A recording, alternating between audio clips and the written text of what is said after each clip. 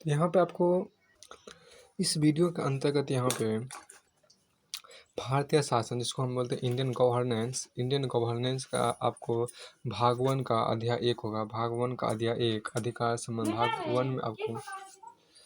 1 में आपको अधिकार संबंधी मुद्दे हैं। भाग 1 में आपको अधिकार संबंधी मुद्दे रहेंगे और भाग 1 का अध्याय 1 में आपको मानव अधिकार ह्यूमन राइट्स के बारे में पढ़ेंगे और ये इसका पार्ट 1 होगा। आइए सबसे पहले हम इस चीज़ को यहाँ पर देखते हैं कि देखिए मानव अधिकार ऐसे अधिकार होते हैं जो सभी मनुष्यों को अपने मानवीय गुण स्वभाव के कारण प्राप्त होते हैं। मानव अधिकार ऐसे अधिकार होते हैं जो सभी मनुष्यों को अपने मानवीय गुण स्वभाव के कारण प्राप्त होते हैं। ये मनुष्यों के गैर अंतरणीय और अनुल्लंघनीय अधिकार होते हैं। ये मनुष्यों के गैर अंतरणीय और अनुल्लंघनीय अधिकार होते हैं। ये मानव जाति को अंतर्निहित गरिमा से प्राप्त होते हैं। ये मानवीय विकास और उत्तरजीविता के लिए अति आवश्यक है। ये मानवीय विकास और उत्तरजीविता के लिए अति आवश्यक है। अब देखिए मानव अधिकारों की सार्वभौमिक उद्घोषणा। अब यहाँ देखिए मानव अधिकारों की सार्वभौमिक उद्घोषणा universal declaration of human rights यहाँ देखिए। तो मानव अधिकारों की सार्वभौमिक उद्घोषणा महासभा 1948 संयुक्त राष्ट्र महासभा 1948 में अंगीकार की गई थी। यह उद्घोषणा उन मानवाधिकारों के प्रथम अंतर्राष्ट्रीय अभिव्यक्तिकरण को दर्शाती है। यह उद्घोषणा उन मानवाधिकारों के प्रथम अंतर्राष्ट्रीय अभिव्यक्तिकरण को दर्शाती है जो सभी मानवों को प्राप्त है। इसे अंतर्राष्ट्रीय मैग्ना कार्टा भी कहा जाता है। इस उद्घोषणा में 10 अनुच्छेद शामिल हैं, जिन्हें 4 भागों में बांटा जा सकता है। इनका विश्लेषण नीचे किया गया है।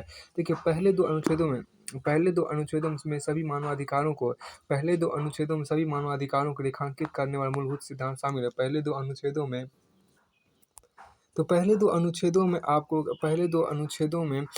सभी मानवाधिकारों को रेखांकित करने वाला मूलभूत सिद्धांत शामिल है। ये अनुच्छेद इस प्रकार है। पहला अनुच्छेद देखिए, अनुच्छेद 1 आपको क्या है? सभी मानव जन्मजात स्वतंत्र और गरिमा एवं अधिकारों की दृष्टि से समान है।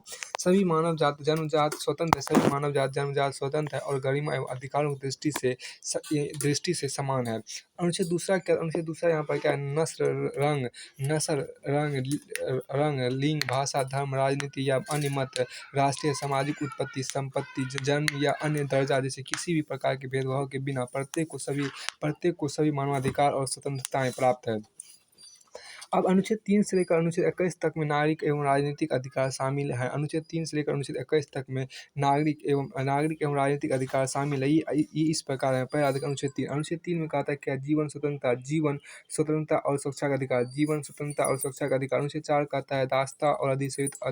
अनुच्छेद 4 कहते हैं यहाँ पर दासता और अधिसेविता से मुक्ति। अनुच्छेद 4 यहाँ पर कहता है दासता और अधिसेविता से मुक्ति। अनुच्छेद 5 कहता है उत्पीड़न और अमानवीय दंड से मुक्ति। अनुच्छेद 5 यहाँ पर कहा था उत्पीड़न और अमानवीय दंड से मुक्ति आपको अनुच्छेद 5 के अंतर्गत कहता है।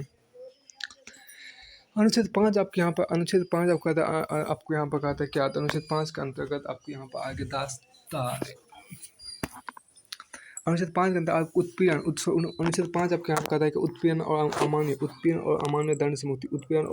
दंड से मुक्ति आपको अनुच्छेद 5 के अंतर्गत यहाँ पर आपको आ गया। उसके बाद फिर यहाँ पर हम चलते हैं अनुच्छेद 5 के बाद अनुच्छेद 6 देखिए। अनुच्छेद 6 के अंतर्गत आपको क्या कहा? अनुच्छेद 6 के अंतर्गत कहा गया क्या? अनुच्छेद 6 के अंतर्गत आपको कानून के समक्ष एक व्यक्ति के रूप में पहचान का अधिकार। आपको अनुच्छेद 6 में कहा कानून के समक्ष एक व्यक्ति के रूप में पहचान का अधिकार। अनुच्छेद 7 यहाँ पर कहता है क्या? अनुच्छेद यहाँ पर 7 के अंतर्गत कहा है कानून के समक्ष समानता का अधिकार। अनुच्छेद 7 कहता है कानून के समक्ष समानता का अधिकार। अनुच्छेद 8 कहता है न्यायिक उपचार का अधिकार। अनुच्छेद 8 कहते हैं यहाँ पर न्यायिक उपचार का अधिकार। अनुच्छेद 9 कहता है क्या? अनुच्छेद 9 के अंतर्गत कहता है स्वेच्छाचारी। अनुच्छेद 9 कहता है को स्वेच्छाचारी बंदीकरण और निर्वासन से मुक्ति। अनुच्छेद 9 कहता है कि स्वेच्छाचारी बंदीकरण और निर्वासन से मुक्ति। अनुच्छेद 10 यहाँ पर कहता है। अनुच्छेद 10 कहता है क्या? मुकदमों की निष्पक्ष और सार्वजनिक सुनवाई का अधिकार। अनुच्छेद 10 कहता है क्या? मुकदमों की निष्पक्ष और सार्वजनिक सुनवाई का अधिकार। अनुच्छेद 11 यहाँ पर कहता है क्या? दोषी सिद्ध न होने तक। अनुच्छेद 11 यहाँ पर कहता है दोषी सिद्ध न होने तक निर्दोष बने रहने का अधिकार। अनुच्छेद 11 यहाँ पर कहता है दोषी सिद्ध न होने तक निर्दोष बने रहने का अधिकार। तो अनुच्छेद 11 यहाँ पे कहता है दोषी सिद्ध ना होने तक निर्दोष बने रहने का अधिकार। अनुच्छेद 11 कहता है। अनुच्छेद 12 यहाँ पे कहता है निजता और प्रतिष्ठा का अधिकार। अनुच्छेद 12 यहाँ पे कहता है निजता और प्रतिष्ठा का अधिकार। निजता और प्रतिष्ठा का अधिकार अनुच्छेद 12 के अंतर्गत आपको आ गया। अनुच्छेद 13 कहता है संचरण का अधिकार। अनुच्छेद 13 कहता है क्या, संचरण का अधिकार। अनुच्छेद 14 कहता है शरण लेने का अधिकार। अनुच्छेद 14 कहता है शरण लेने का अधिकार। अनुच्छेद 15 कहता है राष्ट्रीयता का अधिकार। अनुच्छेद 16 कहता है विवाह एवं पारिवारिक सुरक्षा अधिकार। अनुच्छेद 16 कहता है विवाह एवं पारिवारिक सुरक्षा का अधिकार। अनुच्छेद 17 कहता है निजी संपत्ति का अधिकार। अनुच्छेद 18 कहता है विचार चेतना और धर्म की स्वतंत्रता। अनुच्छेद 18 यहाँ पर कहता है विचार चेतना और धर्म की स्वतंत्रता। अनुच्छेद 19 कहता है मत अभिव्यक्ति और सूचना की स्वतंत्रता। अनुच्छेद 19 कहता है यहाँ पर मत अभिव्यक्ति और सूचना की स्वतंत्रता। अनुच्छेद 20 कहता है शांतिपूर्ण सम्मेलन और संगठन की स्वतंत्रता। अनुच्छेद 20 कहता है शांतिपूर्ण सम्मेलन और संगठन की स्वतंत्रता। अनुच्छेद 21 यहाँ पर कहता है शासन। अनुच्छेद 21 कहता है शासन में भागीदारी एवं लोक सेवा तक समान पहुँच का अधिकार। अनुच्छेद 21 कहता है शासन में भागीदारी एवं लोक सेवा तक समान पहुँच का अधिकार। अनुच्छेद 22 से लेकर अनुच्छेद 27 देखिए यहाँ पर अनुच्छेद 22 से लेकर अनुच्छेद 27 के अंतर्गत अनुच्छेद 22 से लेकर अनुच्छेद 27 अनुच्छेद 22 से लेकर अनुच्छेद 27 के अंतर्गत आर्थिक सामाजिक और सांस्कृतिक अधिकार शामिल। अनुच्छेद 22 से लेकर अनुच्छेद 27 तक आर्थिक सामाजिक और सांस्कृतिक अधिकार शामिल है, जिनका उल्लेख नीचे किया गया। पहले अनुच्छेद 22 आपको सामाजिक सुरक्षा का अधिकार। अनुच्छेद 22 में सामाजिक सुरक्षा का अधिकार है। अनुच्छेद 23 में काम और समान कार्य के समान वेतन का अधिकार। अनुच्छेद 23 में आपको काम और समान कार्य के समान वेतन की सुविधा आपको है। ये समान कार्य के समान वेतन के अधिकार का आपको समान काम और देखिए यहाँ पर काम और समान कार्य के समान वेतन का अधिकार ये आपको अनुच्छेद 23 के अंतर्गत आपको अनुच्छेद 23 के अंतर्गत ही आपको काम और समान कार्य के समान वेतन का आपको अधिकार है। उसके बाद आपके यहाँ पर आगे चलिए, आगे आपके यहाँ पर अनुच्छेद 24 से और अनुच्छेद 24 आपके यहाँ पर आगे है। तो अनुच्छेद 24 में आपको क्या, अनुच्छेद 24 में आपको कहता है क्या, विश्राम और अवकाश का अधिकार। अनुच्छेद 24 में कहता है आपको क्या कि आपको विश्राम और अवकाश का अधिकार। अनुच्छेद 25 में यहाँ पर कहता है कि अनुच्छेद 25 में आपका आ गया कि भोजन कपड़े आवास चिकित्सा देखभाल सामाजिक सेवा और सुरक्षा सहित स्वास्थ्य और कल्याण के लिए पर्याप्त जीवन स्तर का अधिकार। तो अनुच्छेद 25 यहाँ पर कहता है भोजन कपड़े आवास चिकित्सा देखभाल सामाजिक सेवा और सुरक्षा सहित स्वास्थ्य और कल्याण के लिए पर्याप्त जीवन स्तर का अधिकार। अनुच्छेद 26 यहाँ पर कहता है शिक्षा का। अनुच्छेद 26 यहाँ पर कहता है शिक्षा का अधिकार। अनुच्छेद 27 यहाँ पर कहता है क्या कि समुदाय के सांस्कृतिक जीवन में भाग लेने का अधिकार। अनुच्छेद 27 यहाँ पर कहता है समुदाय के सांस्कृतिक जीवन में भाग लेने का अधिकार। अनुच्छेद आपको देखिए यहाँ पर फिर अंतिम तीन अनुच्छेद उस संदर्भ को निर्दिष्ट करते हैं जिसमें सभी मानवाधिकारों का उपभोग किया जाता है। ये अनुच्छेद इस प्रकार आपको है। अनुच्छेद 28 यहाँ देखिए, अनुच्छेद 28 प्रत्येक को ऐसी सामाजिक और अंतर्राष्ट्रीय व्यवस्था उपलब्ध कराई जाए जिसमें उपरोक्त अधिकार एवं स्वतंत्रता की पूर्ण सिद्धि हो सके। अनुच्छेद 29 यहाँ कहता है क्या कि उपरोक्त अधिकारों एवं स्वतंत्रताओं के अनुप्रयोग को अन्य लोगों के अधिकार एवं स्वतंत्रताओं के प्रति मान्यता और सम्मान को सुनिश्चित करने तथा नैतिकता लोक व्यवस्था और समान कल्याण की जरूरतों को पूरा करने के उद्देश्य तक सीमित रखा जाए। अनुच्छेद 30 देखिए, अनुच्छेद 30 यहाँ पर कहता है, अनुच्छेद 30 आपके यहाँ पर कहता है क्या किसी भी अनुच्छेद 30 कहता है किसी भी राज्य समूह या व्यक्ति को ऐसी किसी भी गतिविधि में संलग्न होने का अधिकार नहीं है जिसका लक्ष्य उपरोक्त अधिकार और स्वतंत्रता को नष्ट करना हो। किसी भी राज्य समूह या व्यक्ति को ऐसी किसी भी गतिविधि में संलग्न होने का अधिकार नहीं है जिसका लक्ष्य उपरोक्त अधिकारों और स्वतंत्रताओं को नष्ट करना हो।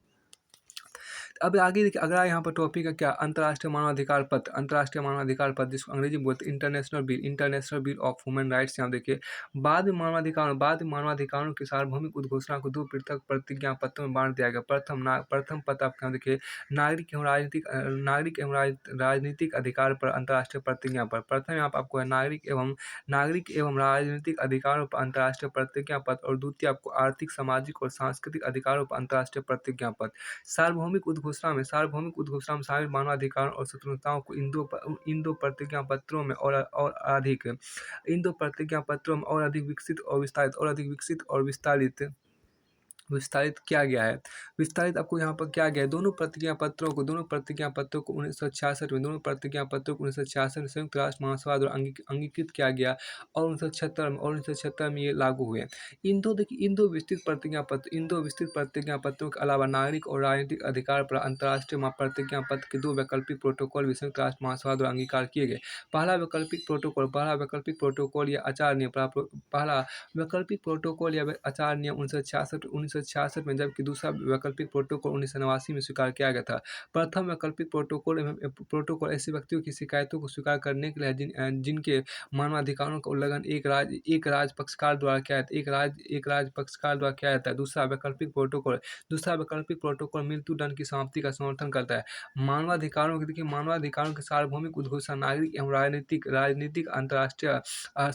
मानवाधिकारों की सार्वभौमिक उद्घोषणा नागरिक एवं राजनीतिक अधिकारों पर अंतर्राष्ट्रीय प्रतिज्ञा पत्र और इसके दो वैकल्पिक प्रोटोकॉल तथा आर्थिक, सामाजिक और सांस्कृतिक अधिकारों पर अंतर्राष्ट्रीय प्रतिज्ञा पत्र मिलकर वर्तमान मानवाधिकारों के अंतर्राष्ट्रीय पत्र या विलेख के रूप में जाने जाते हैं। फिर आपको अन्य यहाँ पर क्या अन्य अंतर्राष्ट्रीय समझौते, अदर इंटरनेशनल कन्वेंशन, यहाँ देखिए आपको अन्य अंतर्राष्ट्रीय समझौते जिसको अंग्रेजी बोलते हैं अदर इंटरनेशनल कन्वेंशन, यहाँ पर देखिए कन्वेंशन। अब आपको देखिए मानवाधिकारों के अंतर्राष्ट्रीय पद को कई अन्य अंतर्राष्ट्रीय संधियों, समझौते और उद्घोषणाओं द्वारा अनुपूरित किया गया है। इन्हें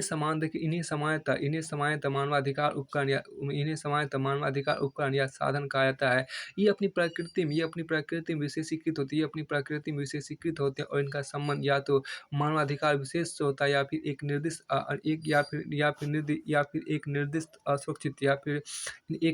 असुरक्षित समूह से होता है। इनमें से प्रत्येक समझौते निम्नलिखित है। इनमें से महत्वपूर्ण समझौते आपको निम्नलिखित है। पहला देखिए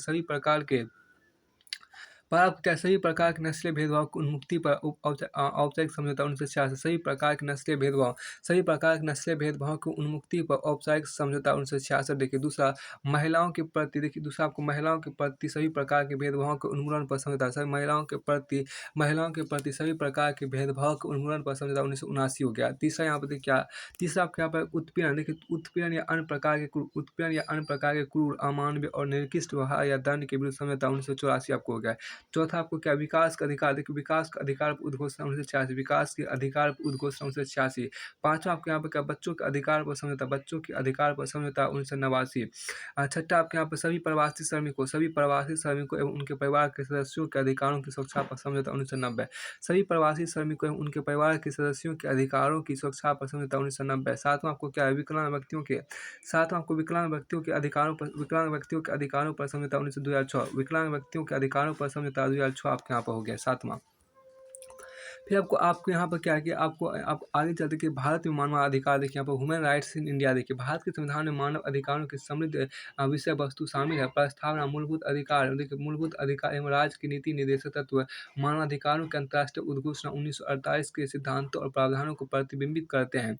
प्रस्तावना के 4 आदर्श मानवाधिकारों के संवर्धन हेतु लक्षित है। ये इस प्रकार है। पहला, सामाजिक, आर्थिक और राजनीतिक क्षेत्रों में न्याय। दूसरा, विचार अभिव्यक्ति, विश्वास, आस्था और उपासना की स्वतंत्रता। तीसरा, दर्जे और अवसर की समानता। चौथा, व्यक्ति की गरिमा को सुनिश्चित करने वाले व्यक्ति की गरिमा को सुनिश्चित करने वाले भ्रातृत्व।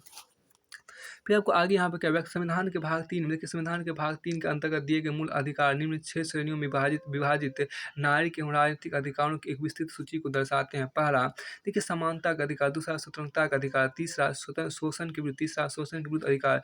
चौथा, आपको धार्मिक स्वतंत्रता का अधिकार। चौथा, आपको धार्मिक स्वतंत्रता का अधिकार। पांचवा, आपको सांस्कृतिक एवं शैक्षणिक अधिकार। पांचवा, आपको सांस्कृतिक एवं शैक्षिक अधिकार। छठा, आपको संवैधानिक उपचार का अधिकार। अब के संविधान के भाग 4 में दिए गए नीति निर्देशक सिद्धांतों में आर्थिक, सामाजिक और सांस्कृतिक अधिकार निहित है। इन्हें 3 श्रेणियों में बांटा जा सकता है। पहला आपको देखिए समाजवादी सिद्धांत, दूसरा आपको देखिए गांधीवादी सिद्धांत, तीसरा आपको उदारवादी बौद्धिक सिद्धांत।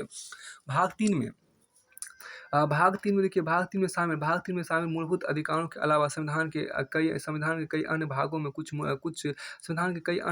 कुछ सुनिश्चित अधिकार शामिल किए गए। उदाहरण के संविधान के भाग 12 में संपत्ति का अधिकार है। भाग 3 में शामिल मूलभूत अधिकारों के अलावा संविधान के कई अन्य भागों में भी कुछ सुनिश्चित अधिकार शामिल किए गए। उदाहरण के संविधान के भाग 12 में संपत्ति का अधिकार है, जो कि कानूनी अधिकार है। अब आपके यहाँ पर देखिए क्या है कि समय के साथ साथ उच्चतम न्यायालय ने भी मूलभूत अधिकारों में उच्चतम न्यायालय ने भी मूलभूत अधिकारों में निहित मानवाधिकारों के क्षेत्र को विस्तारित किया।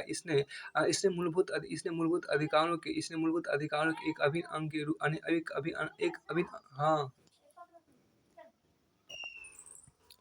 ये समय के साथ-साथ उच्चतम न्यायालय ने भी मूलभूत अधिकारों निहित मानव अधिकारों के क्षेत्र को विस्तारित किया है। इसने मूलभूत अधिकारों के एक अभिन्न अंग के रूप में कई मानवाधिकारों की घोषणा की है, भले ही इनका उल्लेख संविधान के भाग 3 में विशेष रूप से नहीं किया गया हो। इस प्रकार के अनगिनत मूलभूत अधिकारों के उदाहरण है स्वास्थ्य का अधिकार। देखिए, स्वास्थ्य का अधिकार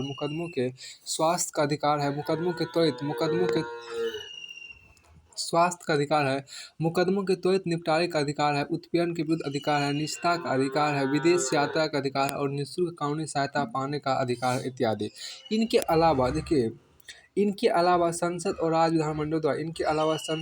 विधानमंडलों द्वारा बनाए गए विभिन्न कानूनों में कई मानवाधिकार शामिल है, जो विशेष रूप से समाज के असुरक्षित वर्गों के लिए है।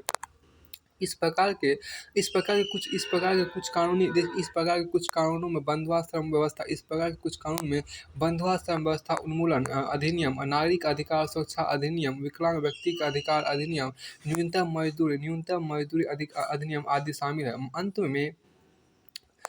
में मानवाधिकारों का संरक्षण अधिनियम 1993। भारत में मानवाधिकारों को व्यक्ति के जीवन, स्वतंत्रता, समानता और गरिमा से जुड़े ऐसे अधिकारों को परिभाषित करता है जिनकी गारंटी संविधान द्वारा दी गई अथवा जो अंतर्राष्ट्रीय समझौते में मूर्त रूप लेते हैं और भारत में अदालतों द्वारा लागू किए जा सकते हैं। यह 16 दिसंबर 1996 को संयुक्त राष्ट्र महासभा द्वारा अंगीकृत राष्ट्रीय प्रतिज्ञा पत्र तथा नागरिक एवं राजनीतिक अधिकारों के अंतर्राष्ट्रीय प्रतिज्ञा पत्र और संयुक्त राष्ट्र महासभा द्वारा अंगीकृत अन्य समझौते या प्रतिज्ञा पत्रों को अंतर्राष्ट्रीय संविधाओं के रूप में परिभाषित करता है और इन्हें केंद्र सरकार विशेष रूप से अधिसूचित कर सकती है। भारत सरकार ने इन दोनों अंतर्राष्ट्रीय प्रतिज्ञा पत्रों को 10 अप्रैल 1979 में मान लिया था। अब आपको आगे यहाँ पर क्या मानवाधिकार संबंधित आयोग यहाँ पर देखिए भारतीय संविधान संसद के कानून तथा राज्य विधानमंडलों के कानून न केवल कई मानवाधिकारों को शामिल करते हैं।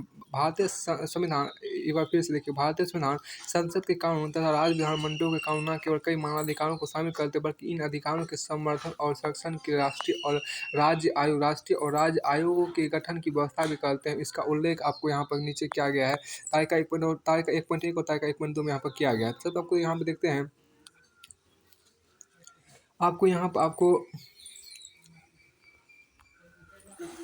तालिका आपको यहाँ पर देखिए क्या है कि तालिका 1.1 में यहाँ पर देखिए, तालिका 1.1 में आपके यहाँ पर क्या है,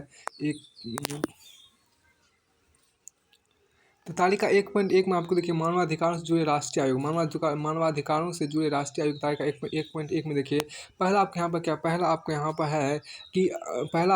है कि आपको अनुसूचित जातियों का राष्ट्रीय, पहला आपके यहाँ पर अनुसूचित जातियों के आपको राष्ट्रीय आयोग है। पहला आपके यहाँ पर अनुसूचित जातियों के आपको राष्ट्रीय आयोग, पहला जो आपको यहाँ पर है वो आपको अनुसूचित जातियों के राष्ट्रीय आयोग संविधान के अनुच्छेद 338 के द्वारा। पहला आपको अनुसूचित जातियों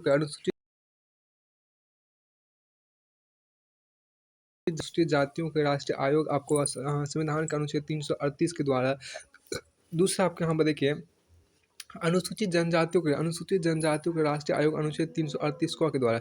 अनुसूचित जनजातियों के राष्ट्रीय आयोग संविधान के अनुच्छेद 338 क के द्वारा। भाषाई अल्पसंख्यक 338 क के द्वारा आपको अनुसूचित जनजातियों के राष्ट्रीय आयोग और अनुच्छेद 338 में आपको अनुसूचित जातियों के राष्ट्रीय आयोग है। अब देखिए भाषाई अल्पसंख्यकों के लिए विशेष अधिकारी, आपको संविधान के अनुच्छेद 350 ख में है। संविधान के अनुच्छेद 350 ख में ही आपको भाषाई अल्पसंख्यकों के लिए विशेष अधिकारी है। भाषाई अल्पसंख्यकों के लिए विशेष अधिकारी जो आपको है, भाषाई अल्पसंख्यकों के विशेष अधिकारी, वो आपको संविधान के अनुच्छेद 350 ख में आपको है। तो संविधान के अनुच्छेद 350 ख में आपको भाषाई अल्पसंख्यकों के लिए विशेष अधिकारी है। राष्ट्रीय मानवाधिकार आयोग जो आपका है वो आपको मानवाधिकार संरक्षण अधिनियम 1993 के तहत स्थापित है। राष्ट्रीय मानवाधिकार आयोग जो आपको है वो आपको मानवाधिकार संरक्षण अधिनियम 1993 के तहत स्थापित है। फिर आपको आगे के बाल अधिकारों के संरक्षण के लिए बाल अधिकारों के संरक्षण के राष्ट्रीय आयोग, बाल अधिकारों के संरक्षण के राष्ट्रीय आयोग जो आपको है, बाल अधिकारों के संरक्षण के लिए बाल अधिकारों के संरक्षण के राष्ट्रीय आयोग जो है वो आपको बाल अधिकार संरक्षण के लिए आयोग अधिनियम 2005 के अंतर्गत स्थापित किया गया है। बाल अधिकारों के संरक्षण के राष्ट्रीय आयोग जो आपको वो बाल अधिकार संरक्षण के लिए बाल अधिकार संरक्षण के लिए आयोग अधिनियम 2005 के द्वारा स्थापित है। अब राष्ट्रीय महिला आयोग जो है वह महिलाओं के राष्ट्रीय आयोग अधिनियम 1990 द्वारा स्थापित है। राष्ट्रीय महिला आयोग जो आपको है वो महिलाओं के राष्ट्रीय आयोग अधिनियम 1990 द्वारा स्थापित है। राष्ट्रीय महिला आयोग जो आप यहाँ पर देखिए, राष्ट्रीय महिला आयोग जो आपको महिलाओं के राष्ट्रीय आयोग अधिनियम 1990 द्वारा स्थापित है। राष्ट्रीय अल्पसंख्यक आयोग जो आप यहाँ पर राष्ट्रीय अल्पसंख्यक आयोग जो आप यहाँ पर देख रहे हैं, राष्ट्रीय अल्पसंख्यक आयोग जो आपको वो अल्पसंख्यकों के लिए राष्ट्रीय आयोग अधिनियम 1992 में आपको है। आप क्या देखिए, राष्ट्रीय अल्पसंख्यक आयोग जो आपको है वो आपको अल्पसंख्यकों के लिए राष्ट्रीय आयोग अधिनियम 1992 द्वारा स्थापित है। तो राष्ट्रीय अल्पसंख्यक आयोग जो आपको है वो आपको अल्पसंख्यकों के राष्ट्रीय आयोग अधिनियम 1992 के द्वारा स्थापित है। राष्ट्रीय पिछड़ा वर्ग आयोग आपको संविधान के अनुच्छेद 338 ख आपको के अनुसार आपका स्थापित है। राष्ट्रीय पिछड़ा वर्ग आयोग जो आपको संविधान के अनुच्छेद 338 ख के द्वारा स्थापित है। राष्ट्रीय पिछड़ा वर्ग आयोग जो आपको संविधान के अनुच्छेद 338 ख के द्वारा स्थापित है। फिर आपको आगे यहाँ पर कहता है कि विकलांग व्यक्तियों के केंद्रीय आयुक्त आपको ये विकलांग व्यक्ति के अधिकार अधिनियम 2016 द्वारा स्थापित विकलांग व्यक्तियों के अधिकार अधिनियम 2016 द्वारा आपको विकलांग व्यक्तियों के लिए केंद्रीय आयुक्त की स्थापना की गई है। अब तालिका 1.2 देखिए, मानवाधिकारों से जुड़े राज्य आयोग, मानवाधिकारों से जुड़े आपको राज्य आयोग यहाँ पर देखिए, पहला कि राज्य मानवाधिकार आयोग, देखिए राज्य मानवाधिकार आयोग की स्थापना मानवाधिकार संरक्षण अधिनियम 1993 द्वारा स्थापित है। राज्य मानवाधिकार आयोग की स्थापना मानवाधिकार संरक्षण अधिनियम 1993 द्वारा स्थापित है। दूसरा देखिए, बाल अधिकार संरक्षण के राज्य आयोग, बाल अधिकार संरक्षण के लिए आपको राज्य आयोग जो आपको है वो बाल अधिकारों के संरक्षण के लिए आयोग अधिनियम 2005 द्वारा स्थापित है। बाल अधिकारों के संरक्षण के लिए अधिनियम 2005 के आपको बाल अधिकार संरक्षण के लिए राज्य आयोग स्थापित किया गया है। विकलांग व्यक्तियों के आपको राज्य आयुक्त जो आपको है वो विकलांग व्यक्ति के अधिकार अधिनियम 2016 द्वारा स्थापित है। विकलांग व्यक्ति के अधिकार अधिनियम 2016 के द्वारा ही आपको विकलांग व्यक्तियों के राज्य आयुक्त आपको स्थापित किया गया है। अब आपको देखिए, अनुसूचित जातियों और जनजातियों के राज्य आयोग की कार्यकारी प्रस्ताव, अनुसूचित जाति और जनजातियों के राज्य आयोग की कार्यकारी प्रस्ताव, ये आपको राज्य विधानमंडल के कानून या राज्य सरकार के कार्यकारी प्रस्ताव द्वारा स्थापित है। राज्य विधानमंडल के कानून या राज्य सरकार के कार्यकारी प्रस्ताव द्वारा स्थापित है। महिलाओं के लिए देखिए, महिलाओं के लिए महिलाओं के लिए जो राज्य आयोग है, तो महिलाओं के राज्य आयोग आपको राज्य विधानमंडल में देखिए, महिलाओं के लिए जो राज्य आयोग है, महिलाओं के लिए राज्य आयोग राज्य विधानमंडल कानून या राज्य सरकार द्वारा स्थापित है। महिलाओं के लिए जो राज्य आयोग है, वो राज्य विधानमंडल कानून या राज्य सरकार द्वारा स्थापित है। राज्य विधानमंडल कानून या राज्य सरकार द्वारा स्थापित है। महिलाओं के लिए जो आपको राज्य आयोग है, यहाँ देखिए, महिलाओं के लिए जो राज्य आयोग है वो राज्य विधानमंडल के कानून या राज्य सरकार द्वारा स्थापित है। छठा आपको देखिए क्या, अल्पसंख्यकों के राज्य आयोग, और छठा आपके यहाँ पर अल्पसंख्यकों के जो राज्य आयोग है वो राज्य विधानमंडल कानून या राज्य सरकार के कार्यकारी प्रस्ताव स्थापित है।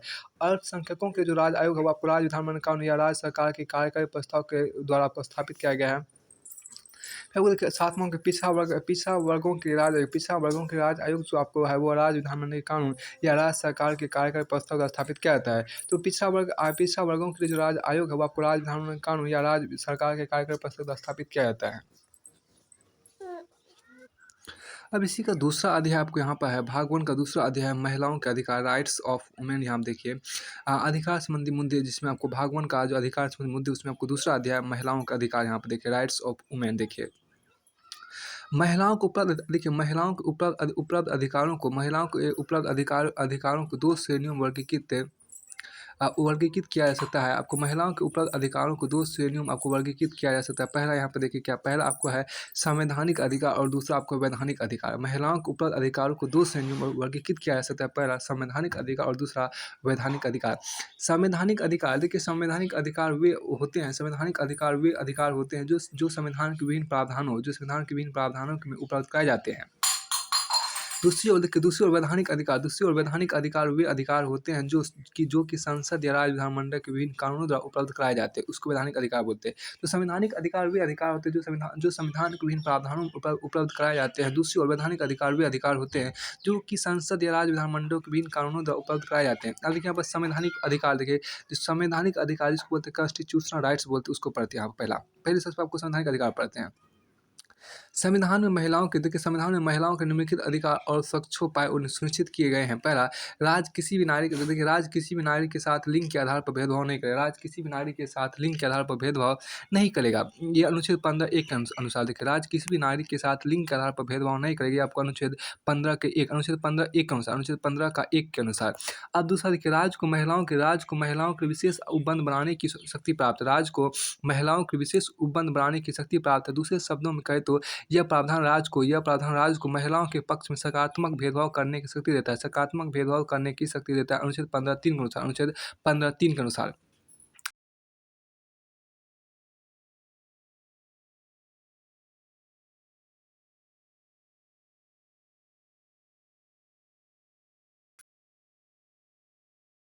किसी भी नागरिक के साथ लिंग के आधार पर राज्य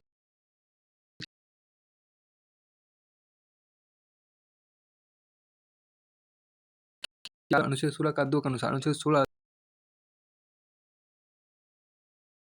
मानवों की अवैध तस्करी और बाल श्रम का निषेध किया जाएगा अनुच्छेद 23(1) के अनुसार।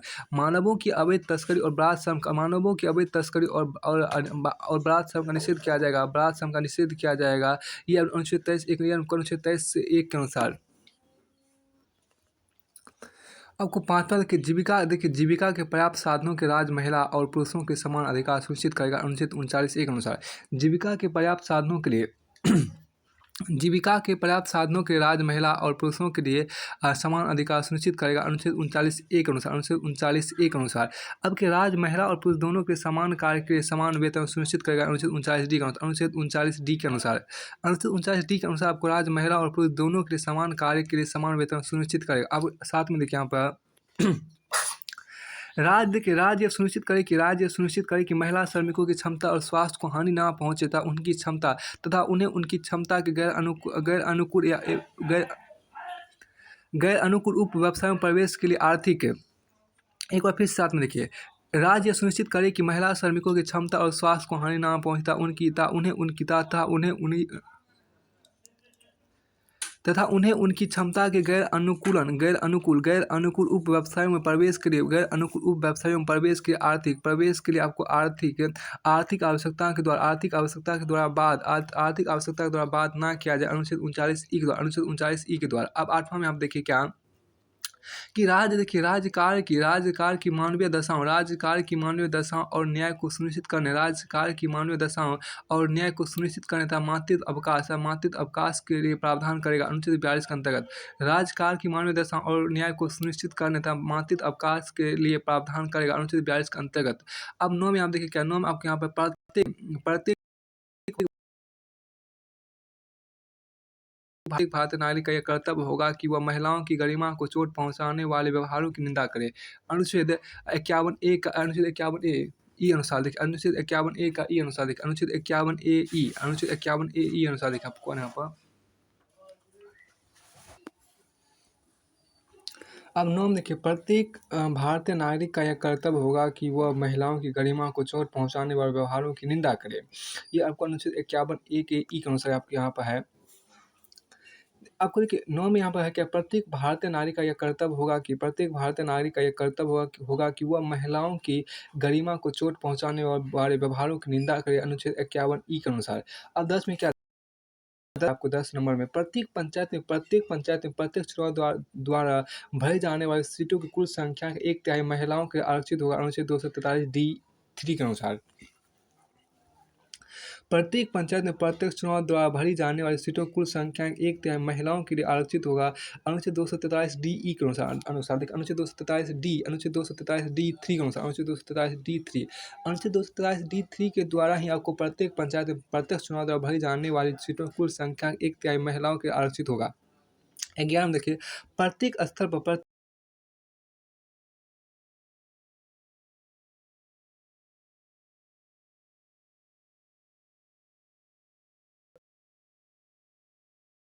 आप देखिए प्रत्येक स्तर पर पंचायतों में अध्यक्ष पदों की कुल संख्या का प्रत्येक स्तर पर पंचायतों में अध्यक्ष पदों की कुल संख्या का 1/3 महिलाओं के लिए आरक्षित होगा। अनुच्छेद 243D4 के अनुसार के अनुसार यहाँ पर देखिए, प्रत्येक स्तर पर पंचायतों में अध्यक्ष पदों की कुल संख्या का 1/3 महिलाओं के लिए आरक्षित होगा। 1/3 महिलाओं के लिए आरक्षित होगा। अनुच्छेद 243D4 के अनुसार अनुच्छेद 243D4 के अनुसार यहाँ पर देखिए। 12 प्रत्येक नगर निकाय, देखिए प्रत्येक नगर निकाय में प्रत्यक्ष चुनाव द्वारा भरी जाने वाली कुल सीटों का 1/3 महिलाओं के लिए आरक्षित होगा। अनुच्छेद 243T3 के अनुसार अनुच्छेद 243T3 के अनुसार अनुच्छेद 243T3 के अनुसार देखिए, प्रत्येक नगर निकाय में प्रत्यक्ष चुनाव द्वारा भरी जाने वाली कुल सीटों का 1/3 महिलाओं के लिए आरक्षित होगा। अनुच्छेद 243T3 के अनुसार प्रत्येक नगर निकाय में प्रत्यक्ष चुनाव द्वारा भरी जाने वाली कुल सीटों का 1/3 महिलाओं के लिए आरक्षित होगा। अनुच्छेद 243T3 के अनुसार।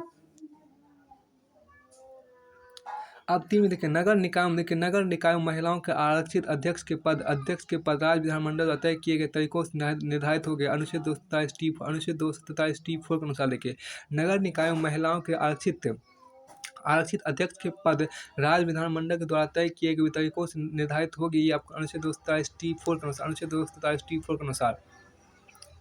फिर आपको यहाँ पर आपको आगे है देखिए, वैधानिक अधिकार, जिसको अंग्रेजी में बोलते हैं लीगल राइट्स। आगे यहाँ पर क्या है, वैधानिक अधिकार जिसको बोलते हैं लीगल राइट। देखिए, निम्नलिखित कानूनों में महिलाओं के कोई वैधानिक अधिकार और सुरक्षा उपाय शामिल है। निम्नलिखित कानूनों में महिलाओं के लिए कई वैधानिक अधिकार और सुरक्षोपाय शामिल है। पहला देखिए, घरेलू हिंसा से महिलाओं की सुरक्षा अधिनियम 2005। घरेलू हिंसा से महिलाओं की सुरक्षा अधिनियम 2005। घरेलू हिंसा से महिलाओं की सुरक्षा अधिनियम 2005। घरेलू हिंसा के सभी रूपों से महिलाओं की सुरक्षा करने का एक व्यापक कानून है। घरेलू हिंसा से महिलाओं की सुरक्षा अधिनियम, देखिए घरेलू हिंसा से महिलाओं की सुरक्षा अधिनियम 2005 घरेलू हिंसा के सभी रूपों से महिलाओं की सुरक्षा करने का एक व्यापक कानून है। घरेलू हिंसा से महिलाओं की सुरक्षा अधिनियम 2005 घरेलू हिंसा के सभी रूपों से महिलाओं की सुरक्षा करने का एक व्यापक कानून है। यह उन महिलाओं को भी सुरक्षा प्रदान करता है। यह उन महिलाओं को भी सुरक्षा प्रदान करता है कि जो कि दुर्व्यवहारकर्ता के साथ संबंध रखती है या संबंधों में रही है, और जो आपको शारीरिक, यौन, मानसिक, मौखिक या भावनात्मक किसी भी प्रकार की हिंसा का शिकार है। किसी भी प्रकार की हिंसा का आपको यहाँ पर शिकार है। अब देखिए दूसरा, अनैतिक व्यापार। देखिए आपको अनैतिक व्यापार निरोधक अधिनियम 1956। अनैतिक व्यापार निरोधक अधिनियम 1956 पेशेवर यौन शोषण के लिए अवैध तस्करी के निवारण के प्रमुख कानून है। दूसरे शब्दों में यह जीवन के एक संगठित साधनों के रूप में देह व्यापार के उद्देश्यों में से महिलाओं और लड़कियों की तस्करी को रोकता है। तीसरा, महिलाओं का अशिष्ट प्रदर्शन। प्रतिषेध। तीसरा यहाँ देखिए, महिलाओं का अशिष्ट प्रदर्शन प्रतिषेध अधिनियम 1986। तीसरा आपको महिलाओं का अशिष्ट प्रदर्शन प्रतिषेध अधिनियम 1986 विज्ञापन, देखिए विज्ञापनों, प्रकाशनों, लेखों, चित्रों, आकृतियों एवं अन्य किसी रूप में महिलाओं के अशिष्ट प्रदर्शन का निषेध करता है। महिलाओं का अशिष्ट प्रदर्शन प्रतिषेध अधिनियम 1986 विज्ञापनों, प्रकाशनों, लेखों, चित्रों, आकृतियों एवं अन्य किसी रूप में महिलाओं के अशिष्ट प्रदर्शन का निषेध करता है। चौथा यहाँ देखिए, सती आचरण निवारक अधिनियम। देखिए चौथा आपको यहाँ सती आचरण निवारक अधिनियम 1987 सती के आचरण और इसके महिमा मंडल पर अधिक प्रभावी निरोध उपलब्ध कराता है। पाँचवां देखिए, दहेज प्रतिशत अधिनियम 1961। दहेज प्रतिशत अधिनियम 1961 विवाह के पहले या बाद में दहेज लेने और देने पर प्रतिबंध लगाता है। विवाह के पहले और बाद में दहेज लेने पर प्रतिबंध लगाता है। आपको लगा दहेज प्रतिशत अधिनियम 1961 यहाँ देखिए। छठा देखिए आपको मातृत्व लाभ अधिनियम। देखिए मातृत्व लाभ अधिनियम आपको 1961 मातृत्व लाभ अधिनियम 1961 देखिए, बच्चे के जन्म के पहले और बाद में कुछ सुनिश्चित समय के सुनिश्चित संस्थानों में महिलाओं के रोजगार को विनियमित करता है और महिलाओं के मातृत्व और अन्य लाभ उपलब्ध कराता है। ये मातृत्व के समय के दौरान महिलाओं के रोजगार की सुरक्षा करता है और उसे मातृत्व लाभ का एक हक प्रदान करता है, यानी काम से पूर्ण भुगतान अनुपस्थिति का हक, काम से पूर्ण भुगतान अनुपस्थिति का हक, जिससे वो अपने बच्चों की देखभाल कर सके या 10 या इससे 10 या इससे अधिक देखिए 10 या इससे अधिक व्यक्तियों को रोजगार स्थापित करने वाला खानों, कारखानों, सर्कस उद्योग, वृक्षारोपण, दुकानें और अन्य प्रतिष्ठान पर यह अधिनियम लागू है। प्रमुख अधिनियम में प्रमुख अधिनियम आपको मातृत्व लाभ संशोधन अधिनियम 2070 निम्नलिखित परिवर्तन किए हैं। और प्रमुख अधिनियम में मातृत्व लाभ संशोधन अधिनियम 2070 ने निम्नलिखित परिवर्तन किए हैं। अब निम्नलिखित परिवर्तन के दो से कम बच्चों वाली महिलाओं के मामले में मातृत्व अवकाश को 12 सप्ताह से बढ़ाकर 26 सप्ताह कर दिया गया है। इसमें से देखिए इसमें से 8 सप्ताह का प्रसव से पहले और शेष का प्रसव उपरांत लाभ उठाया जा सकता है। अब पहले हम देखेंगे 2 से कम बच्चों वाली महिलाओं के मामले में मातृत्व अवकाश को 12 सप्ताह से बढ़ाकर 26 सप्ताह कर दिया गया है। इसमें से 8 सप्ताह का प्रसव से पहले और शेष का प्रसव उपरांत लाभ उठाया जा सकता है। पहला कि 2 या 2 से अधिक देखिए पहला आपको 2 या 2 से अधिक बच्चों वाली महिलाओं के मामले में 12 सप्ताह के मातृत्व अवकाश को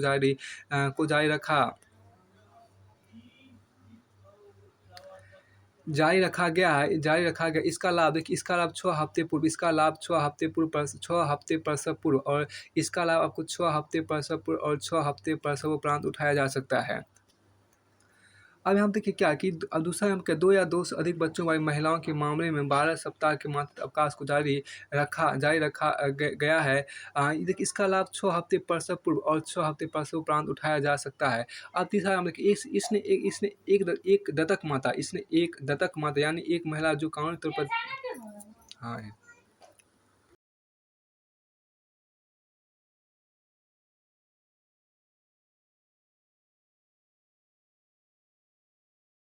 7 एक कमीशन माँ यानी एक जैविक माँ जो किसी अन्य महिला में भ्रूण प्रत्यारोपण हेतु अपने अंडे का उपयोग करती है हेतु मातृत्व अवकाश को 12 सप्ताह के लिए बढ़ाया गया है।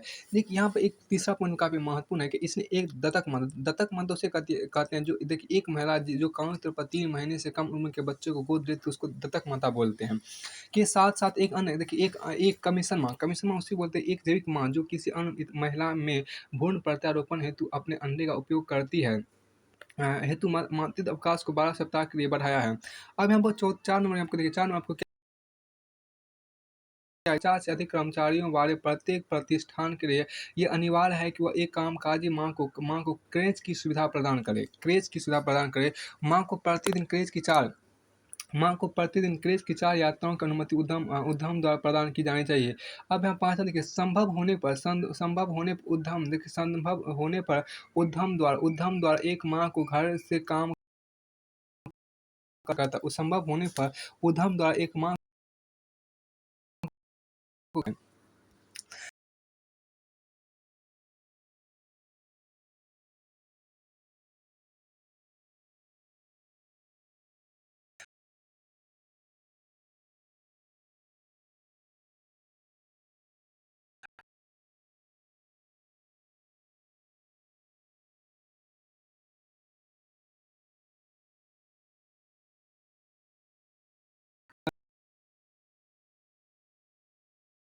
या बाद में लैंगिक चयन का निषेध करता है और लिंग निर्धारण के लिए उन प्रसव पूर्व निदान तकनीकों के दुरुपयोग को रोकता है जो कन्या भ्रूण हत्या का कारण बनती है। 9 में आप देखिए 9 में समान पारिश्रमिक अधिनियम 1976 एक समान प्रकृति के कार्य या समान कार्य के लिए महिला और पुरुष दोनों के लिए समान पारिश्रमिक के भुगतान का प्रावधान करता है। यह लिंग के आधार पर भर्ती और सेवा शर्तों महिलाओं के विरुद्ध होने वाले भेदभाव को रोकता है। लिंग के आधार पर भर्ती और सेवा शर्तों महिलाओं के विरुद्ध होने वाले भेदभाव को रोकता है। 10 में आपको यहाँ पे क्या मुस्लिम विवाह विघटन अधिनियम 1939 एक मुस्लिम पत्नी को विवाह विघटन का अधिकार प्रदान करता है। मुस्लिम विवाह विघटन अधिनियम 39 जो है एक मुस्लिम पत्नी को विवाह विघटन का अधिकार प्रदान करता है। 11 में यहाँ पे देखिए क्या कि मुस्लिम महिला विवाह विच्छेद पर अधिकार संरक्षण अधिनियम 1986 मुस्लिम महिला विवाह विच्छेद व अधिकार संरक्षण अधिनियम 1986 उन मुस्लिम महिलाओं के अधिकारों का संरक्षण करता है जो अपने पतियों से तलाक लेती है या उन्हें तलाक दिया जाता है। 12 में देखिए पारिवारिक 12 आपको क्या है, पारिवारिक अदालत अधिनियम 1984। 12 आपको यहाँ पर कि पारिवारिक अदालत अधिनियम 1984 पारिवारिक विवादों के त्वरित समाधान के लिए पारिवारिक अदालतों का गठन का प्रावधान करता है। पारिवारिक अदालत अधिनियम 1984 पारिवारिक विवादों के त्वरित समाधान के लिए पारिवारिक अदालतों के गठन का प्रावधान करता है। फिर आपको आगे यहाँ पर है क्या है कि 13 में देखिए, भारतीय दंड संहिता आपको 13 में क्या है कि भारतीय दंड संहिता 1860 में दहेज, हत्या, बलात्कार, अपहरण, क्रूरता और अन्य अपराधों से महिलाओं को बचाने के प्रावधान शामिल किए गए हैं। आपराधिक कानून संशोधन अधिनियम 2013 ने कानून संहिता में नए अपराध सम्मिलित किए हैं, जैसे तेजाबी हमला, वायराइटीवाद, पीछा करना, यौन उत्पीड़न और नग्नता। देखिए यह संशोधन प्राय निर्भया अधिनियम या बलात्कार विरोधी अधिनियम के रूप में जाना जाता है। अब देखिए 14 में आपके यहाँ पर कि आपराधिक प्रक्रिया संहिता 1973 महिलाओं के लिए कुछ सुरक्षोपाय सुनिश्चित किए गए हैं, जैसे कि एक व्यक्ति का अपनी पत्नी को बनाए रखने के प्रतिबद्ध होना, महिला पुलिस द्वारा महिलाओं की गिरफ्तार इत्यादि। 15 में देखिए, 15 भारतीय ईसाई विवाह अधिनियम 1872। भारतीय ईसाई विवाह अधिनियम 1872 ईसाई समुदाय के बीच विवाह और तलाक से जुड़े प्रावधान उपलब्ध कराता है। 16 यहाँ देखिए, वैधानिक सेवा प्राधिकार अधिनियम 1987। वैधानिक सेवा प्राधिकार अधिनियम 1987 महिलाओं के लिए निःशुल्क वैधानिक सेवाएं उपलब्ध कराता है। वैधानिक सेवा प्राधिकार अधिनियम 1987 महिलाओं के लिए निःशुल्क वैधानिक सेवाएं उपलब्ध कराता है। 17 में आप देखिए क्या है, हिंदू विवाह अधिनियम 1955 में एकल विवाह की शुरुआत की गई है। एकल विवाह की शुरुआत की गई और कुछ सुनिश्चित आधारों पर तलाक को मंजूरी दी गई। यह विवाह और तलाक के संबंध में महिलाओं और पुरुषों को समान अधिकार उपलब्ध कराता है। हिंदू विवाह अधिनियम 1955 में एकल विवाह की शुरुआत की गई और कुछ सुनिश्चित आधारों पर तलाक को मंजूरी दी गई है। यह विवाह और तलाक के संबंध में महिला और पुरुषों को समान अधिकार उपलब्ध कराता है। अब आपको 18 में यहाँ पर 18 में है, 18 में आपको क्या है, हिंदू उत्तराधिकार 18 में आपको हिंदू उत्तराधिकार अधिनियम 1956 पैतृक संपत्ति पर महिलाओं को पुरुषों के बराबर अधिकार प्रदान करता है। ये हिंदू उत्तराधिकार अधिनियम 1956 पैतृक संपत्ति पर महिलाओं को पुरुषों के बराबर अधिकार प्रदान करता है। 19 में यहाँ पर देखिए, न्यूनतम मजदूरी अधिनियम 1948 आपको यहाँ पर देखिए 19 में कि न्यूनतम मजदूरी अधिनियम 1948 महिला और पुरुष श्रमिकों के बीच भेदभाव और उनके बीच अलग अलग अधिनियम 1948 महिला और पुरुष श्रमिकों के बीच भेदभाव और उनके बीच अलग अलग न्यूनतम मजदूरी को मंजूरी नहीं देता है। अब आपको 20 में यहाँ पर क्या, 20 में कहता है खनन अधिनियम 1952 और कारखाना अधिनियम 1948 से खानों और कारखानों में शाम 7 बजे से लेकर सुबह 6 बजे के बीच महिलाओं के नियोजन को प्रतिबंधित करता है और उनकी सुरक्षा के खनन 1948 खानों और कारखानों में शाम 7 बजे से लेकर सुबह 6 बजे के बीच महिलाओं के नियोजन को प्रतिबंधित करता है और उनकी सुरक्षा एवं उनके कल्याण के लिए प्रावधान करता है। फिर आपको आगे यहाँ निम्नलिखित कुछ अन्य कानूनों द्वारा भी महिलाओं के सुनिश्चित अधिकार और सुरक्षोपाय शामिल किए गए हैं। पहला देखिए, निम्नलिखित कुछ अन्य कानूनों द्वारा भी महिलाओं के सुनिश्चित अधिकार और सुरक्षोपाय शामिल किए गए। पहला देखिए, राज्य कर्मचारी बीमा अधिनियम 1948। दूसरा, बागान श्रम अधिनियम 1951। देखिए तीसरा आपको देखिए बंधुआ श्रम व्यवस्था उन्मूलन अधिनियम 1976। चौथा यहाँ देखिए क्या, 4 में आपको यहाँ पर विधिक व्यवसाय देखिए, विधिक व्यवसाय महिला अधिनियम 1927। विधिक व्यवसाय महिला अधिनियम 1927 देखिए। फिर आपको 5 में क्या है, 5 में भारतीय उत्तराधिकार अधिनियम 1925। 5 आपको भारतीय उत्तराधिकार अधिनियम 1925। 6 में आपको यहाँ पर भारतीय विवाह विच्छेद अधिनियम 1869। 6 में आपको 7 में यहाँ पर क्या है कि 7 में फारसी विवाह और विवाह विच्छेद अधिनियम 1936 से। 7 में आपके यहाँ पे फारसी विवाह और विवाह विच्छेद अधिनियम 1936। फारसी विवाह और विवाह विच्छेद अधिनियम 1936 आपको हो गया। 8 में यहाँ पर क्या है कि 8 में आपको यहाँ पर क्या है कि आपको 8 में आपको यहाँ पर विशेष विवाह देखिए, विशेष विवाह अधिनियम 1954। फिर आपको 9 में आपको क्या, 9 में आपके यहाँ पर विदेशी देखिए, विदेशी विवाह अधिनियम 1969 देखिए। अब 10 में यहाँ पर क्या है कि भारतीय साक्ष्य, 10 में आपका यहाँ पर है भारतीय साक्ष्य अधिनियम 1872। अधिनियम 1872 हो गया। और आपको 11 में क्या 11 आपको हिंदू दत्तक, देखिए हिंदू दत्तक तथा भरण पोषण अधिनियम 1956, हिंदू दत्तक तथा भरण पोषण अधिनियम 1956 आपको यहाँ पर हो गया। अब देखिए 22 में महिलाओं के राष्ट्रीय आयोग, तो यहाँ आपको 10 में देखिए भारतीय साक्ष्य अधिनियम, आपको देखिए 9 में क्या था, भारतीय देखिए विदेशी विवाह अधिनियम 69, विदेशी विवाह अधिनियम 69, और 10 में था भारतीय साक्ष्य अधिनियम 1872, भारतीय साक्ष्य अधिनियम 1872। 10 11 में आपको देखिए यहाँ 11 में हिंदू दत्तक तथा भरण पोषण अधिनियम 1956, हिंदू दत्तक तथा भरण पोषण अधिनियम 1956 यहाँ देखिए। 22 में देखिए यहाँ पर कि 22 में महिलाओं के, देखिए 22 में महिलाओं के राष्ट्रीय आयोग अधिनियम 1990, देखिए 22 में आपको यहाँ पर महिलाओं के राष्ट्रीय आयोग अधिनियम 1990 महिलाओं के संवैधानिक और वैधानिक अधिकारों एवं सुरक्षा उपायों से जुड़े सभी मामलों का अध्ययन एवं निगरानी हेतु एक राष्ट्रीय आयोग के गठन का प्रावधान करता है। 22 में आपके यहाँ पर क्या कि 22 में आपके यहाँ पर महिलाओं के, देखिए महिलाओं के आपको 22 में कहा था कि महिलाओं के राष्ट्रीय आयोग अधिनियम 1972 1990, महिलाओं के राष्ट्रीय आयोग अधिनियम 1990 महिलाओं के राष्ट्रीय आयोग अधिनियम 1990 महिलाओं के संवैधानिक और वैधानिक अधिकार एवं सुरक्षा उपायों से जुड़े सभी मामलों के अध्ययन एवं निगरानी हेतु एक राष्ट्रीय आयोग के गठन का प्रावधान करता है। गठन का प्रावधान करता है। 23 में यहाँ पर देखिए 23 में कार्यस्थल, 23 में देखिए कार्यस्थल पर महिलाओं का यौन उत्पीड़न, कार्यस्थल पर महिलाओं का यौन उत्पीड़न, कार्यस्थल पर महिलाओं का यौन उत्पीड़न रोकथाम निषेध और निवारण अधिनियम 2013 महिलाओं को सार्वजनिक और निजी दोनों कार्यस्थलों पर यौन उत्पीड़न से सुरक्षा प्रदान करता है, चाहे संगठित हो या असंगठित हो। देखिए कार्यस्थल पर महिलाओं का यौन उत्पीड़न रोकथाम निषेध और निवारण अधिनियम 2013 महिलाओं को सार्वजनिक और निजी दोनों कार्यस्थलों पर यौन उत्पीड़न से सुरक्षा प्रदान करता है, चाहे संगठित हो या असंगठित हो। 24 में आप देखिए क्या मुस्लिम महिला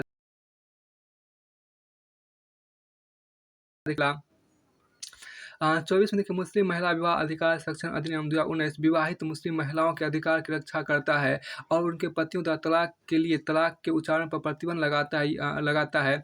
अधिनियम के तहत तलाक का अर्थ तलाक ए बिद्दत या अन्य किसी भी तरह के तलाक का तात्कालिक और अपरिवर्तनीय तलाक का प्रभाव जो एक मुस्लिम पति द्वारा स्पष्ट किया जाता है। यहाँ देखिए मुस्लिम महिला विवाह अधिकार संरक्षण अधिनियम 2019 विवाहित मुस्लिम महिलाओं के अधिकार की रक्षा करता है और उनके पतियों द्वारा तलाक के उच्चारण पर प्रतिबंध लगाता है। अधिनियम के तहत तलाक के बिद्दत या अन्य किसी भी तरह के तलाक का तात्कालिक और अपरिवर्तनीय तलाक का प्रभाव जो एक मुस्लिम पति द्वारा स्पष्ट किया जाता है। अब यहाँ पर देखिए ये अध्याय पूरी तरह से फिनिश होता है। अब आपको अध्याय नंबर 3 यहाँ पर देखिए बच्चों के अधिकार, देखिए आपको अध्याय 3 में जो आपको यहाँ पर वो आपको है बच्चों के अधिकार यहाँ पर है। अब इसको भी देख लेते हैं। देखिए बच्चों के अधिकार अध्याय 3 आपको भाग 1 का है। अध्याय 3 आपको है बच्चों के अधिकार, राइट्स ऑफ चिल्ड्रन। हम देखिए राइट्स ऑफ चिल्ड्रन आपको यहाँ पर देखिए कि तो पहले आपको देखिए आपको संवैधानिक अधिकार, देखिए इसका संवैधानिक अधिकार बच्चों को उपलब्ध कराए गए संवैधानिक अधिकार एवं सुरक्षा उपायों निम्नलिखित आपको पहला, राज्य को यह शक्ति दी गई है कि वह बच्चों के लिए कोई भी विशेष उपबंधित कर सकता है। दूसरे शब्दों में यह प्रावधान राज्य को बच्चों के पक्ष में सकारात्मक भेदभाव करने की शक्ति देता है। ये आपको अनुच्छेद 15(3) के अनुसार। अब हम देखिए दूसरा राज्य 6 से 14 वर्षों तक, राज्य 6 से 14 वर्ष तक की आयु के बच्चों के लिए निःशुल्क और अनिवार्य शिक्षा उपलब्ध कराएगा। अनुच्छेद 21 के अनुसार, अनुच्छेद 21(a) के अनुसार राज्य 6 से 14 वर्ष तक की आयु के बच्चों के लिए निःशुल्क और अनिवार्य शिक्षा उपलब्ध कराएगा। अनुच्छेद 21(a) के अनुसार। तीसरा देखिए मानव के दुर्व्यापार और बलात्कार श्रम का, देखिए मानव के दुर्व्यापार और बलात्कार श्रम का प्रतिषेध किया गया है। अनुच्छेद 23(a) के अनुसार यहाँ देखिए फिर आपको यहाँ पर 4 में कहता है क्या कि 4 नंबर यहाँ का 14 वर्ष से कम आयु के किसी बच्चे को किसी भी कारखाने खाने अन्य किसी खतरनाक व्यवसाय में नियोजित नहीं किया जाएगा। अनुच्छेद 24 के अनुसार, देखिए अनुच्छेद 24 के अनुसार 14 वर्ष से कम आयु के किसी भी बच्चे को किसी भी कारखाने या अन्य किसी खतरनाक व्यवसाय में नियोजित नहीं किया जाएगा। अनुच्छेद 24 के अनुसार।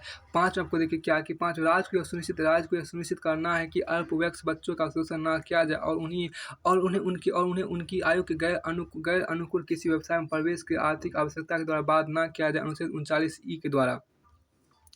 तो राज्य को यह देखिए राज्य को यह सुनिश्चित करना है कि राज्य को यह सुनिश्चित करना है कि अल्पवयस्क बच्चों का शोषण ना किया जाए और उन्हें उनकी आयु के गैर अनुकूल किसी व्यवसाय में प्रवेश की आर्थिक आवश्यकता के द्वारा बाध ना किया जाए। अनुच्छेद 39 के द्वारा आपको यहाँ पे देखिए। फिर आपको देखिए 6 नंबर क्या था, क्या 6 में आपको कहता है राज्य को यह सुनिश्चित करना है कि बच्चों को स्वतंत्रता और गरिमा की परिस्थितियों में एक स्वतंत्र तरीके से विकसित होने के अवसर और सुविधाएं प्रदान की जाए और बचपन तथा युवा अवस्था को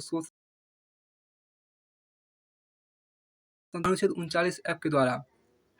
अब के राज्य को यह सुनिश्चित करना है कि बच्चों को स्वतंत्रता और गरिमा की परिस्थितियों में एक स्वतंत्र तरीके से विकसित होने के अवसर और सुविधा प्रदान की जाए और बचपन तथा युवा अवस्था को शोषण तथा नैतिक एवं भौतिक असंयम से सुरक्षित रखा जाए। अनुच्छेद 39 से ऐप के अनुसार देखिए। अब आपको देखिए आपके यहाँ पे देखिए राज्य 6 वर्ष की आयु पूरा होने तक सभी बच्चों के पूर्व बाल्य अवस्था देखभाल और शिक्षा उपलब्ध कराने का प्रयास करेगा। अनुच्छेद 45 के द्वारा देखिए राज्य 6 वर्ष की आयु पूरा होने तक सभी बच्चों के लिए पूरे बाल्य अवस्था देखभाल और शिक्षा उपलब्ध कराने का प्रयास करेगा। अनुच्छेद 45 के द्वारा।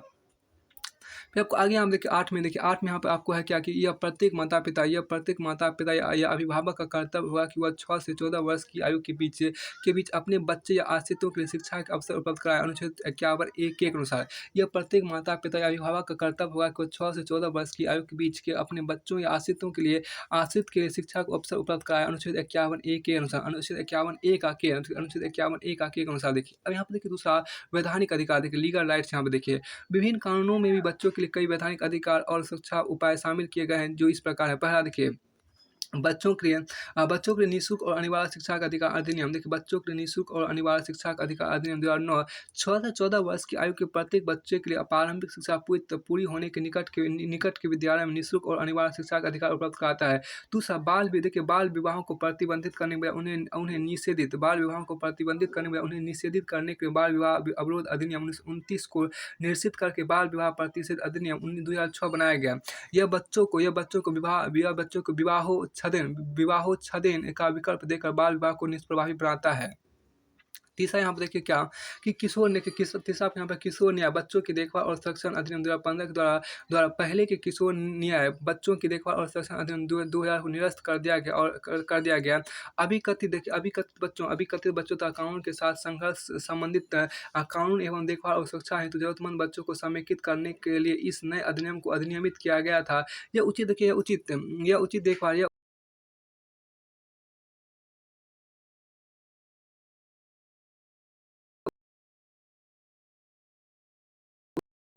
मामले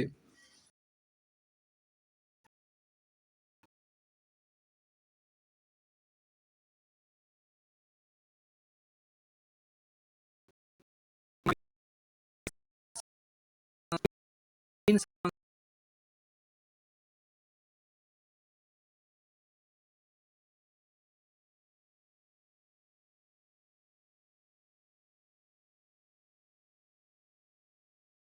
से 86 ने बाल रोजगार अधिनियम 1938 को निरसित कर दिया। तत्पश्चात बाल श्रम निषेध और विनियमन संशोधन अधिनियम 2016 प्रमुख मूल्य अधिनियम का नाम बदलकर बाल और किशोर श्रम निषेध और विनियमन अधिनियम 1986 कर दिया गया। इस अधिनियम ने सिद्धांत या मूल अधिनियम में निम्नलिखित परिवर्तन की इस अधिनियम ने आपको सिद्धांत या मूल अधिनियम में निम्नलिखित परिवर्तन किए।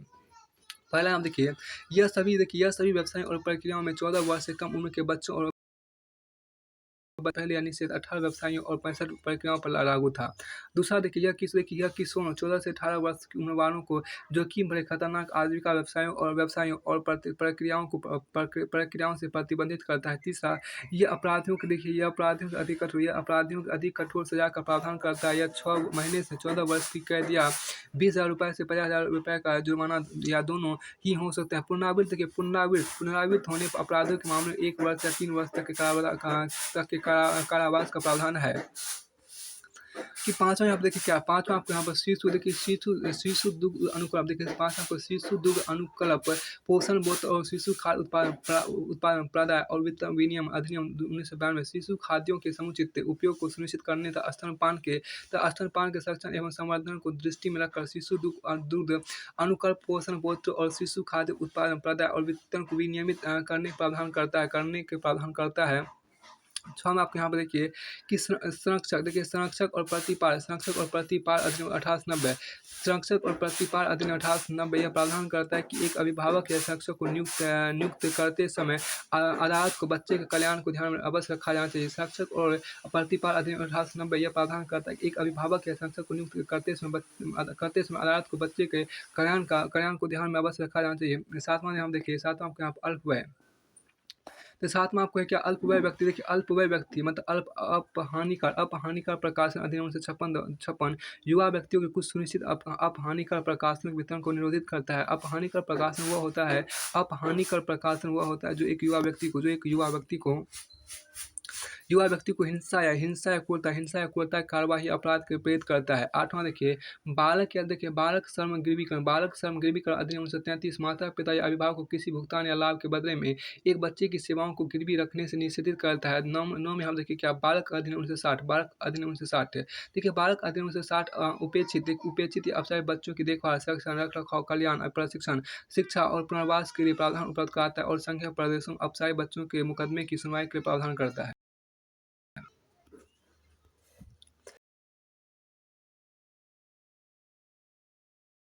अधिनियम 1956 हिंदू अल्पसंख्यकता और संरक्षकता अधिनियम 1956 हिंदुओं के बीच अल्पसंख्यकता और संरक्षकता से जुड़े कानून को संहिताबद्ध करता है। इसके अनुसार एक हिंदू अल्पसंख्यकता के अभिभावक के रूप में किसी व्यक्ति की नियुक्ति करने में एक अदालत के लिए अल्पसंख्यकता का कल्याण सर्वोच्च विचारणीय विषय होगा।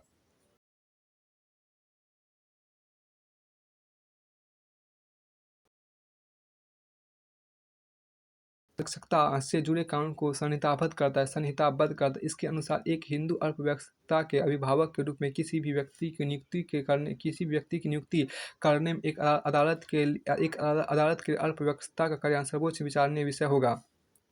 11 देखिए, अनैतिक व्यापार निवारण अधिनियम 1956 पेशेवर यौन शोषण के लिए अवैध तस्करी को रोकने का प्रमुख कानून है। दूसरे शब्दों में यह जीवन के संगठित साधन के रूप में वेश्यावृत्ति के उद्देश्य से महिला और लड़कियों की अवैध तस्करी को रोकता है। 12 में हम देखिएगा, गर्भधारण पूर्व एवं प्रसव पूर्व निदान तकनीक, लिंग चयन प्रतिशत अधिनियम 1994 गर्भधारण से पहले या बाद में लैंगिक चयन को निषेधित करता है और कन्या भ्रूण हत्या की दिशा में ले जाने वाले लिंग निर्धारण हेतु प्रसव पूर्व निदान तकनीकों के दुरुपयोग को रोकता है।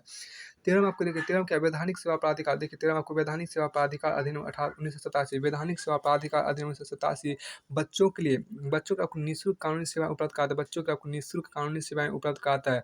14 में आपका निम्नलिखित कानून संबंधित व्यवसायों और प्रक्रियाओं में बच्चों के रोजगार को निषेध करता है। निम्नलिखित कानून संबंधित व्यवसायों और प्रक्रियाओं में बच्चों के रोजगार को निषेधित करता है। इसमें पहला आपके यहाँ देखिए, कारखाना अधिनियम 1948 में, बगान श्रम अधिनियम 1951 में, आपको व्यापारिक जहाजरानी अधिनियम 1951 में, खान अधिनियम 1952 में, मोटर परिवहन श्रमिक अधिनियम 1961 में आपको। फिर आपको देखिए 6 में आपको क्या है, प्रशिक्षु अधिनियम 1961 में, बीड़ी तहसीलदार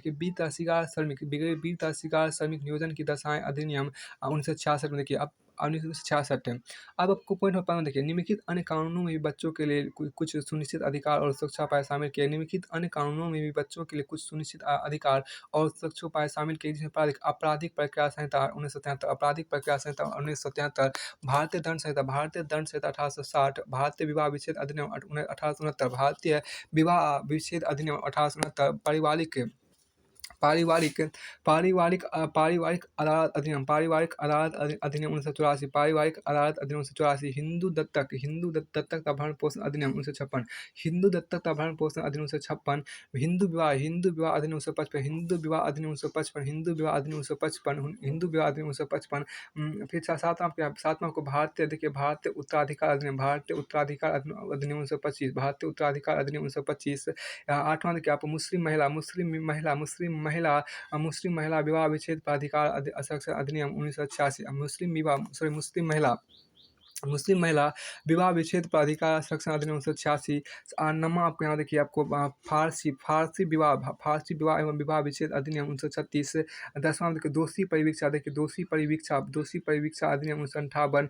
11वां आपको देखिए क्या घरेलू हिंसा से महिलाओं का संरक्षण अधिनियम 2005। घरेलू हिंसा से महिलाओं के का संरक्षण अधिनियम 2005। यहाँ देखिए आपको 12वां आपको यहाँ देखिए क्या है, 12वां आपको है विशेष विवाह अधिनियम 1954। विशेष विवाह अधिनियम 1954। 13वां आपको कर्मचारी राज्य बीमा अधिनियम 1948। कर्मचारी राज्य बीमा अधिनियम 1948 से आपको 14 में क्या है कि अनाथालय, तो अनाथालय एवं अन्य न्यास गृह पर्यवेक्षण और नियंत्रण अधिनियम 1960। अनाथालय एवं अन्य न्यास गृह पर्यवेक्षण और आपको नियंत्रण अधिनियम 1960। 15 में आपको यहाँ पे क्या है कि बंधुआ श्रम तंत्र उन्मूलन अधिनियम 1976। बंधुआ श्रम तंत्र उन्मूलन अधिनियम 1976। दिव्यांगजन अधिकार देखिए दिव्यांगजन अधिकार अधिनियम 2016। दिव्यांगजन अधिकार अधिनियम 2016। मुस्लिम महिला देखिए आपको यहाँ पर साथ में आपको क्या 17वां आपको क्या है 17वां आपको मुस्लिम महिला विवाह अधिकार संरक्षण विधेयक 2019 से। आपको देखिए 16 में आप क्या कहते हैं बाल अधिकार, देखिए बाल अधिकार संरक्षण हेतु बाल अधिकार संरक्षण हेतु आयोग अधिनियम 2005। बाल अधिकार संरक्षण हेतु आयोग अधिनियम 2005 बाल अधिकार संरक्षण के एक राष्ट्रीय आयोग के गठन का प्रावधान करता है। यह बाल अधिकारों के संरक्षण हेतु राज्य आयोग तथा बाल अधिकारों के उल्लंघन के मुकदमे की त्वरित सुनवाई के लिए बाल अदालतों के गठन का प्रावधान भी करता है। 16 में कहता है कि बाल अधिकार संरक्षण हेतु आयोग अधिनियम 2005 बाल अधिकार संरक्षण के एक राष्ट्रीय आयोग के गठन का प्रावधान करता है। यह बाल अधिकारों के संरक्षण हेतु राज्य आयोग तथा बाल अधिकारों के बाल अधिकारों के उल्लंघन के मुकदमे त्वरित सुनवाई के लिए बाल अदालतों के गठन का प्रावधान भी करता है। आपको 17 में क्या है लैंगिक अपराधों से बालकों का संरक्षण अधिनियम 2012 यौन उत्पीड़न और अश्लील साहित्य से बालकों को संरक्षण प्रदान करता है। यह अधिनियम इस तरह के अपराधों हेतु परीक्षण के लिए विशेष अदालतों की स्थापना भी करता है। यहाँ पर देखिए लैंगिक अपराधों से बालकों का संरक्षण अधिनियम 2012 यौन उत्पीड़न और अश्लील साहित्यों से बालकों को संरक्षण प्रदान करता है। यह अधिनियम इस तरह के अपराधों हेतु परीक्षण के लिए विशेष अदालतों की स्थापना भी प्रदान करता है। तो इस तरह से आपको ये अध्याय पूरी तरह से फिनिश होता है। यहाँ देखिए आपको अध्याय 3 पूरी तरह से फिनिश होता है। आपको अध्याय जो 4 है आपको अध्याय 4 में आपको यहाँ पर है अध्याय 4 में आपको है कि अनुसूचित जाति और अनुसूचित जनजातियों के लिए के अधिकार, अनुसूचित जाति और अनुसूचित जनजातियों के अधिकार, rights of SC and ST यहाँ देखिए आपको है। तो ये आपको अगले वीडियो में आपसे चर्चा करेंगे।